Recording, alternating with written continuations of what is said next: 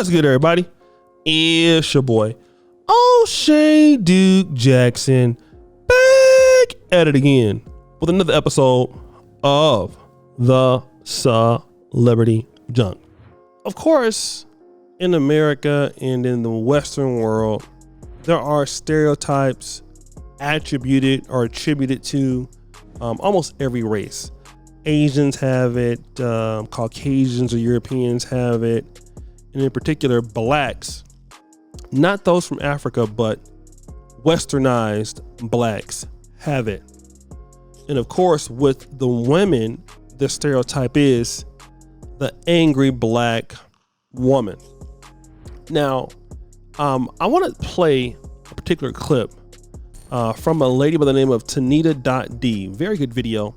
Where this angry black woman stereotype derives from, and then we'll come back. I want to talk about 4 tropes that have been used time and time again to dehumanize black women and dismiss their individuality. So first up this week is the sapphire, aka the angry black woman. You see, in the aftermath of slavery, black women became victims of negative stereotyping in mainstream culture, and one such stereotype is that of the angry black woman. This stereotype that portrays black women as rude, irrational, aggressive, and overbearing was popularized on TV and has roots in minstrel shows. You see, at the height of these shows, black women were often played by white men who don blackface and fat suits to make them look less feminine and ultimately less human. Then they'd go around on stage fighting or irrationally screaming at the men around them in response to certain circumstances. What this did was place black women as frightening and domineering in the minds of people, and sadly, it didn't stop there. All right, now with that being said there, I found another video from BBC Ideas that I'll also want to play that, has a contrasting view. It's similar but not equal, but it's talking about the strong black woman archetype. Fierce, sassy, va-va-voom, finger-snapping, neck-winding, bootylicious realness, jam-packed with attitude, strong, independent black woman. That's me, right? Am I doing it right? I'm asking because I often feel like I must be doing it wrong. I must be. Because it seems so easy for those stoical, wisecracking black women I see on the TV screen. This is what's expected of me.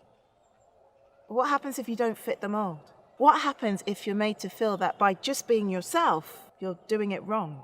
What effect can this have on your mental well-being? All right, and so the reason why I wanted to play those 2 videos is the first is the stereotype that we see that the white man created, okay? And then you see the woman who feels like, at least to be a strong black woman stereotype, and that borrows some ideas from the angry black woman stereotype as far as the not having that, having a certain attitude, a certain swag. Angry black woman and strong black woman are very similar, right? And if you don't fit that stereotype, you're looked at as not even being black. So damned if you do and damned if you don't, right? Let's go with this situation with JT from the rap group City Girls, her and Young Miami. She was on Angie Martinez's podcast, and she talked about the angry black girl narrative. Now, she is a black woman that does clap back at online critics. I clap back at certain critics here and there. But when she does that, automatically it's, oh, you're angry black woman. You fit the bill. Now, I want to say this because there are certain sisters on YouTube trying to be offensive to you in their personality. That's just how they are. It's not personal, So a lot of things that when black women are expressing themselves, it doesn't necessarily mean a lack of femininity, because black women, they have a different culture in the African-American world and things like that. I don't take it as, well, your expression of X, Y, and Z makes you less than a woman. But there is certain things that would make you angry. Like if you say, shut the F up, bitch, okay? And, like I said, when you're going back and forth with individuals that people would deem that are beneath you, like for example, online, I never heard I just know how to talk ish back For real, y'all stop forcing sadness on me because I put y'all in y'all place when I feel like it. Y'all ain't gonna just make me the laughing stock because y'all don't follow y'all rules. So the thing is this, you're the person that's successful, right? And the thing about it is this, when you're the person that's successful and you have a larger platform, whatever you're doing in life, people expect that they should take shots at you and you're supposed to deal with it. And that is what's called class. Now I'm gonna share something with you right now. Brother Alpha Male Strategist called me 2 years ago. And I love Alpha Male Strategist. He said, brother, I'm gonna tell you something. You are growing as somebody in this business. So what you need to know now is that folks is going to come after you. And they did. Especially amongst the time that Kevin Samuels was still living, man, I thought like some of these dudes are my friends, right? I found out that they were not my friends. I found out that a lot of these brothers hated me. People I was nice to before. And how did you have to handle something like that? Was, okay, let's not get into the back and forth. Ignore it. And see, a lot of sisters and black men in general, when we're dealing with the world, you know, responding in certain ways, the people who are going to be able to say these things about you are people that are not on your level.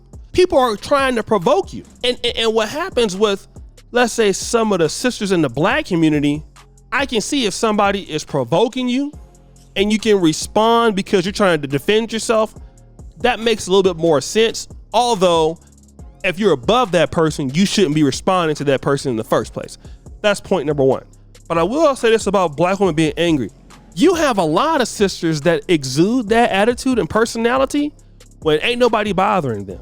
And I think that is not so much of a stereotype from the white man as it is for a lot of black men that live in the black community that can see it as being really something that they come across.